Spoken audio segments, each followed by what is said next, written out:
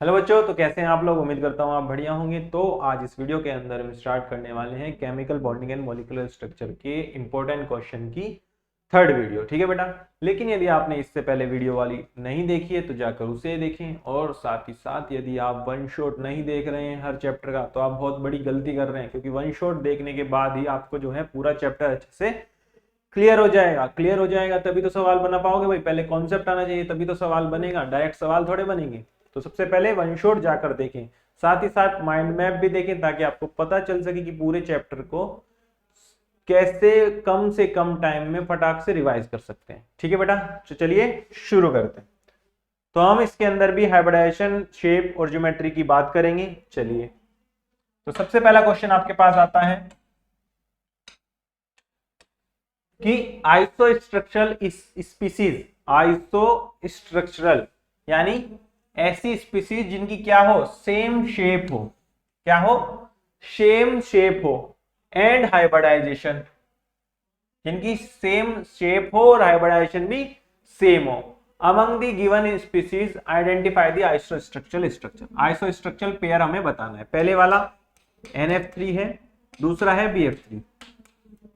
Hybridisation निकालेंगे, कैसे निकालते हैं, स्टेरिक नंबर से। Steric number is equal to half V plus M minus C से निकालते हैं।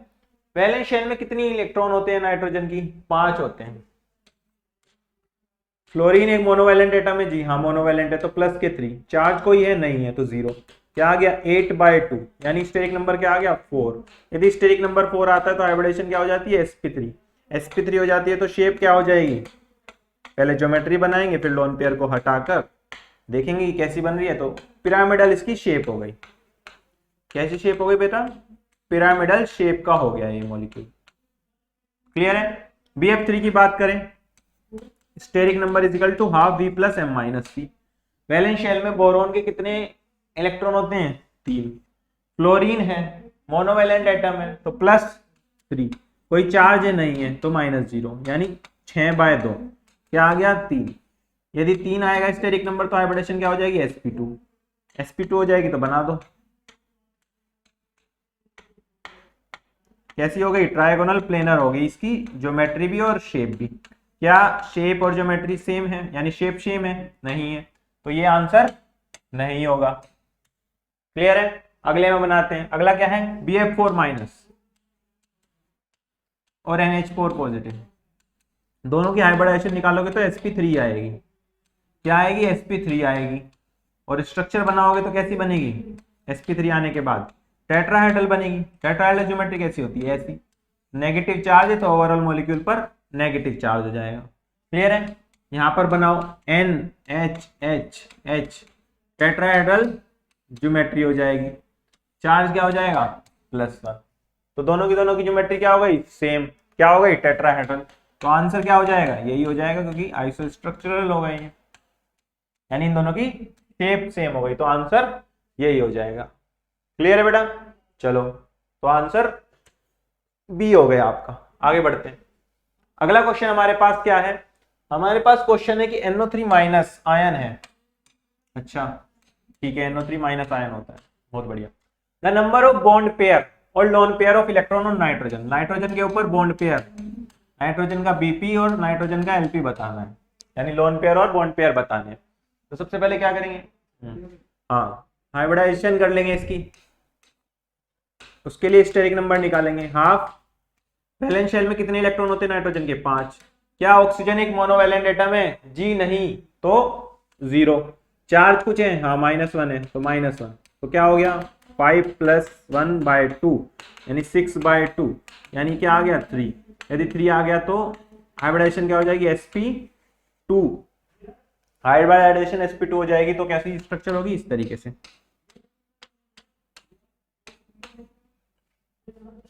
क्या हो गई, इस तरीके से स्ट्रक्चर हो जाएगी इसकी। इसके ऊपर प्लस, इसके ऊपर माइनस। क्लियर है बेटा। अब मुझे बता दो कि बॉन्ड पेयर और लोन पेयर कितने हैं। क्या नाइट्रोजन के ऊपर कोई लोन पेयर है, 0 होगा, लोन पेयर कुछ नहीं है। नाइट्रोजन के ऊपर बॉन्ड पेयर है, कितने बॉन्ड पेयर इलेक्ट्रॉन है, 2 2 4 5 6 7 8, 8 इलेक्ट्रॉन है। तो आंसर क्या हो जाएगा, 8 इलेक्ट्रॉन और 0 वो। यानी शेयर्ड इलेक्ट्रॉन कितने हो गए 8। तो बॉन्ड पेयर को क्या लिख दोगे कि 8 इलेक्ट्रॉन हो गए, तो 4 बॉन्ड पेयर हो जाएंगे, कि एक पेयर का मतलब 2 इलेक्ट्रॉन होता है। ठीक है बेटा, तो 4 बॉन्ड पेयर हो गए और 0 लोन पेयर हो गए। चलो आगे बढ़ते हैं। अगला क्वेश्चन हमारे पास क्या आता है कि which of the following species has tetrahedral geometry. यदि ज्योमेट्री क्या है टेट्राहेड्रल, तो हाइब्रिडाइजेशन इसकी क्या होनी चाहिए उस ज्योमेट्री के कॉरस्पॉन्डिंग एटम की, sp3 होनी चाहिए। अब निकालो जिस चीज के अंदर sp3 हाइब्रिडाइजेशन है वो टेट्राहेड्रल ज्योमेट्री रखेगा। पहला BH4 माइनस, क्या है BH4 माइनस, स्टेरिक नंबर से हाइब्रिडाइजेशन निकालते हैं। Steric number is equal to half, valence shell में कितने इलेक्ट्रॉन होते हैं बोरोन के 3, हाइड्रोजन है, हाइड्रोजन एक मोनोवैलेंट एटम है, हाँ जी, तो 4 माइनस, माइनस का 1 चार्ज हो गया, तो कितना हो गया ये 1/2, 3 + 4 + 1 यानी 8/2, यानी क्या आ गया 4। यदि स्टेरिक नंबर 4 आता है तो हाइब्रिडाइजेशन क्या हो जाती है sp3, sp3 हो जाती है, तो बना दो BH H H H, overall charge -1 होगा, तो ये कैसी हो जाएगी टेट्राहेड्रल, कैसी हो जाएगी टेट्राहेड्रल। तो यही इसका आंसर हो जाएगा, क्या हो जाएगा आंसर हो जाएगा, क्योंकि सबकी निकालोगे, जैसे इसकी तुम निकालोगे स्टेरिक नंबर,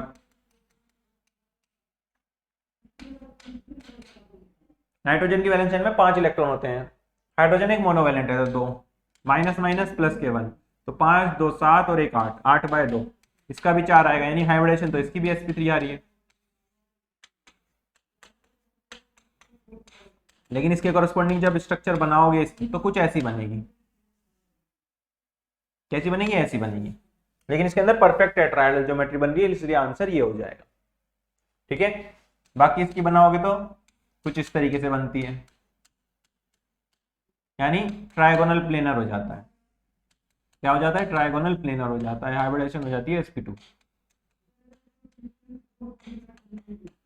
यहां पर ऑक्सीजन में हाइब्रिडाइजेशन क्या हो जाती है sp3 हो जाती है, क्या हो जाती है sp3 हो जाती है। ठीक है, लेकिन शेप इसकी कैसी हो जाएगी अलग हो जाएगी, लेकिन यहाँ पर शेप और ज्योमेट्री दोनों की दोनों टेट्राहेड्रल रहेगी, तो ये स्ट्रक्चर जो है परफेक्ट टेट्राहेड्रल ज्योमेट्री रख रही है, तो आंसर हो जाएगा ए, क्या हो जाएगा ए हो जाएगा। चलो आगे बढ़ते हैं। अगला क्वेश्चन हमारे पास क्या है कि विच ऑफ द फॉलोइंग, मतलब इनमें से कौन सा मॉलिक्यूल जो है वो लीनियर स्ट्रक्चर रखेगा।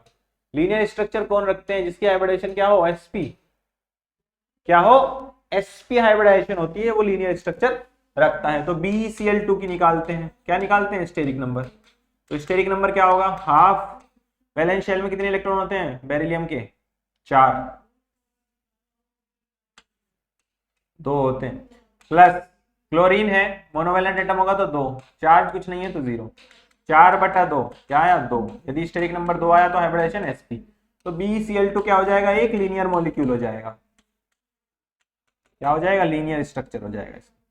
अगला देखते हैं NCO पॉजिटिव, सेंट्रल एटम क्या होगा इसमें carbon, carbon central atom structure number half, carbon की वैलेंस शेल में 4 इलेक्ट्रॉन, मोनोवैलेंट एटम है क्या कार्बन नहीं है 0, चार्ज क्या है +1, तो कितना आ गया 3/2, यानी स्टेरिक नंबर 1.5 आ गया,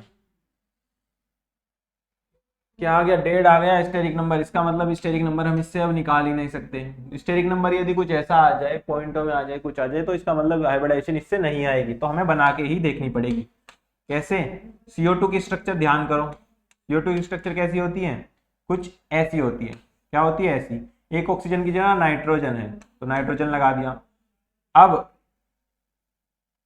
पॉजिटिव चार्ज आना है तो किस पे आएगा, यहाँ पर पॉजिटिव चार्ज आ जाएगा इस नाइट्रोजन पर, क्लियर है, नाइट्रोजन पर पॉजिटिव चार्ज आ जाएगा, तो इसकी स्ट्रक्चर क्या हो जाएगी इस तरीके से हो जाएगी, क्लियर है। चलो आगे बढ़ते हैं।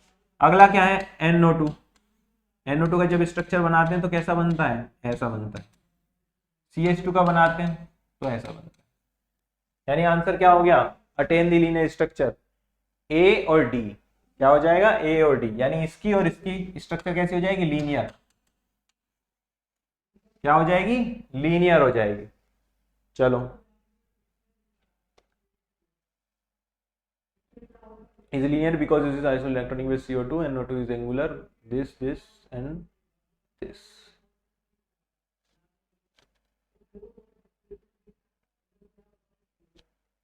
ठीक है, चलो आगे बढ़ते हैं। अगला क्वेश्चन हमारे पास क्या है, explain the non linear shape of H2S। H2S की जो शेप होती है वो नॉन लीनियर होती है, ठीक है, लेकिन जो PCl3 है वो नॉन प्लेनर होता है। यानी H2S कैसा होगा, नॉन लीनियर। ऐसा क्यों है ये एक्सप्लेन करो, और PCl3 नॉन प्लेनर क्यों है ये बताओ। चलो तो क्या निकालेंगे, स्टेरिक नंबर निकालेंगे। भैया हमें तो स्टेरिक नंबर ही पता है, तो सबसे पहले स्टेरिक नंबर से ज्योमेट्री बना लेते हैं, फिर using वैलेंशियल electron pair repulsion theory के अकॉर्डिंग बता देंगे कि क्यों ये नॉन लीनियर होगा। हाफ वैलेंशियल में कितने इलेक्ट्रॉन होते हैं, सल्फर के 6। हाइड्रोजन एक मोनोवैलेंट एटम है, हाँ। चार्ज कुछ है नहीं, तो क्या हो गया 8/2, यानी क्या आ गया 4। यदि 4 आ गया तो हाइब्रिडेशन क्या हो जाएगी, sp3। यदि हाइब्रिडेशन sp3 हो जाएगी तो ज्योमेट्री कैसी होगी, कुछ ऐसी होनी चाहिए। क्या होनी चाहिए, कुछ ऐसी होनी चाहिए। चलो PCl3 की बात करें तो स्टेरिक नंबर क्या होता है, हाफ। वैलेंस शेल में कितने इलेक्ट्रॉन है, फास्फोरस के 5। क्लोरीन एक मोनोवैलेंट एटम है जी, हाँ, तो +3 -3, तो 8/2 क्या आ गया 4। यदि 4 आ गया तो हाइब्रिडेशन sp3 हो जाएगी। तो चलिए PClClCl, हाइब्रिडेशन हो गई इसकी इससे, ठीक है। तो ये हाइब्रिडेशन ऐसी हो जाती है, हाइब्रिडेशन ऐसी हो जाती है, तो स्ट्रक्चर इनकी कुछ इस प्रकार हो जाएगी, ठीक है। अब नॉन लीनियर कैसे होंगे भाई, देखो ये जब इसे रिपेल करेंगे, ये जब इसे रिपेल करेंगे तो ये ऐसे ना होकर थोड़ा मतलब ऐसे होने चाहिए थे। लीनियर का मतलब क्या होता है, सीधे, लेकिन ये ऐसे हो गए। क्यों हो गए, क्योंकि ऊपर से लोन पेयर का रिपल्शन आने लगा। ये लोन पेयर रिपल्शन लगाएंगे तो बॉन्ड जो है ऐसे ना होके ऐसे हो जाएंगे।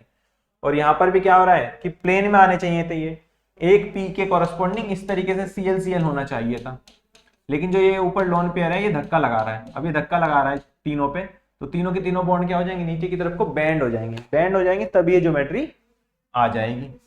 तो ये इसकी एक्सप्लेनेशन लिख सकते हो, आपकी लोन पेयर रिपल्शन हो रहा है, ठीक है। इस तरीके से बता सकते हो, due to presence of one lone pair the shape become pyramidal. चलो आगे बढ़ते हैं। अगला क्वेश्चन हमारे पास क्या है, शेप बतानी है हमें, किसकी बतानी है, BRF5 की शेप बतानी है। क्या बतानी है, BRF5 की शेप बतानी है। तो शेप बताने के लिए क्या करते हैं, स्टेरिक नंबर निकालते हैं। स्टेरिक नंबर से क्या होगा, हाइब्रिडाइजेशन आएगी, half B + M - C। Valence shell में कितने इलेक्ट्रॉन है Br के, 7। मोनोवैलेंट एटम कितने हैं, 5। चार्ज कुछ है नहीं, तो 12/2 यानी 6। यदि स्टेरिक नंबर 6 आया तो हाइब्रिडेशन क्या हो गई, sp3d2 हो गई। sp3d2 हो गई तो ज्योमेट्री कैसी हो जाएगी, ऑक्टाहेड्रल। कैसी ज्योमेट्री हो जाएगी बेटा, ऑक्टाहेड्रल ज्योमेट्री हो जाएगी। यानी ज्योमेट्री क्या हो गई, ऑक्टाहेड्रल, क्योंकि जो हाइब्रिडाइजेशन आती है उसके कॉरस्पॉन्डिंग ज्योमेट्री होती है वो फिक्स्ड होती है, लेकिन शेप बदल जाती है। क्यों बदलती है भैया, लोन पेयर है उसके अंदर। लोन पेयर क्या करता है, धक्का लगाता है, इसकी वजह से शेप को बिगाड़ देता है। तो क्या हो जाएगी यहाँ पे, इसके ऊपर हाथ रखोगे तो स्क्वायर पिरामिडल जैसा बन रहा है, तो स्क्वायर पिरामिडल हो जाएगी। क्या हो जाएगी, स्क्वायर पिरामिडल हो जाएगी इसकी शेप। तो क्या शेप हो गई, स्क्वायर पिरामिडल हो गई, to minimise repulsion between two lone pair and bond pair. चलो आगे बढ़ते हैं। अगला क्वेश्चन हमारे पास क्या है कि वाई, क्यों PCl5 जो है वो ट्राइगोनल बाया पिरामिडल है। कि PCl5 क्या है, ट्राइगोनल बाया पिरामिडल।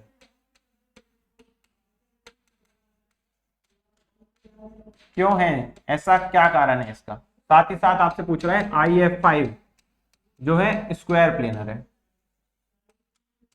Sorry square pyramidal. ठीक है बेटा, चलिए बात कर लेते हैं। सबसे पहले स्टेरिक नंबर निकालेंगे ताकि हमें हाइब्रिडाइजेशन पता चल सके, ताकि पता तो चल सके ये बनते कैसे हैं, दिखते कैसे हैं। फास्फोरस की वैलेंस शेल में 5 इलेक्ट्रॉन है। क्लोरीन है, क्लोरीन एक मोनोवैलेंट एटम है, यानी सिंगल बॉन्ड बनाकर कनेक्ट हो सकता है ना भाई साहब, तो हो सकता है तो मोनोवैलेंट एटम, +5। चार्ज कुछ है नहीं है तो 0। 10/2 तो कितना आ गया, 5। यदि स्टेरिक नंबर 5 आया तो हाइब्रिडेशन sp3d हो जाएगी। यदि हाइब्रिडेशन sp3d होती है तो ज्योमेट्री क्या हो जाती है, TBP ट्राइगोनल बाया पिरामिडल। तो बनाओ PCl Cl, 2 Cl प्लेन में, 1 Cl उसी के प्लेन में।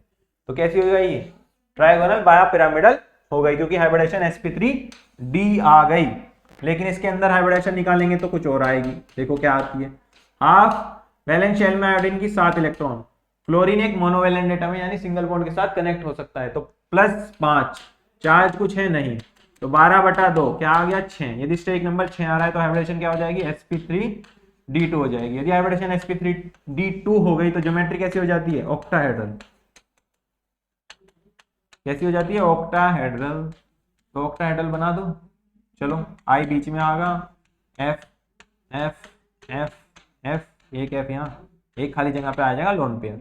अब शेप कैसी हो जाएगी इसकी, क्योंकि लोन पेयर आ चुका है तो कुछ करामात दिखाएगा तो कैसी हो जाएगी, स्क्वायर पिरामिडल बन जाएगा। क्या बन जाएगा, स्क्वायर पिरामिडल।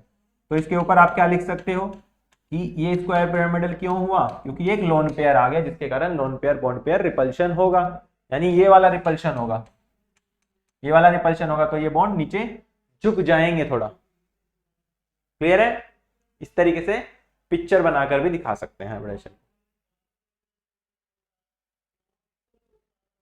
चलो आगे बढ़ते हैं, आगे बढ़े।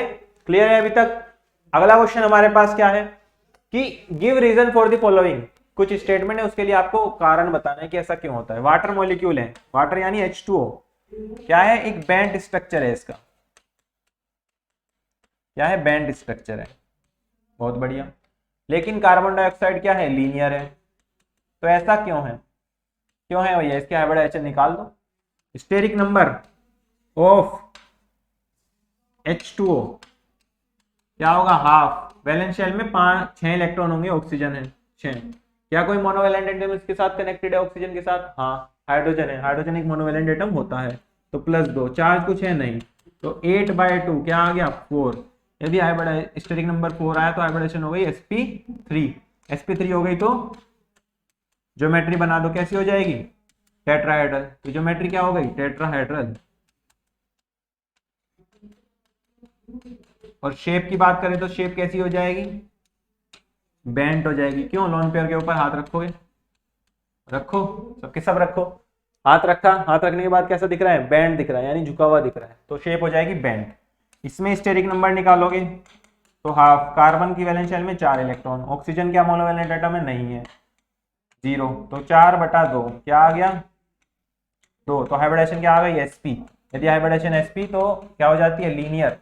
कैसी शेप हो जाती है, लीनियर, लीनियर ही शेप हो गई, लीनियर ही ज्योमेट्री हो गई। तो ऐसा क्यों हो रहा है, क्योंकि हाइब्रिडेशन के कारण इसकी शेप हो जा रही है बैंड, इसकी शेप हो जा रही है लीनियर। ठीक है, बता सकते हो कि लोन पेयर रिपल्शन होगा तो ये झुक जाएगा, बैंड हो जाएगा, और ये सीधा का सीधा ही रहेगा क्योंकि कोई लोन पेयर नहीं है इसके पास। चलो आगे बढ़ते हैं। अगला हमारे पास क्वेश्चन है कि इथाइन, इथाइन क्या होता है, CH ट्रिपल बॉन्ड CH को इथाइन बोलते हैं। ये लीनियर क्यों है, ये बताना है, क्यों लीनियर है भैया ये,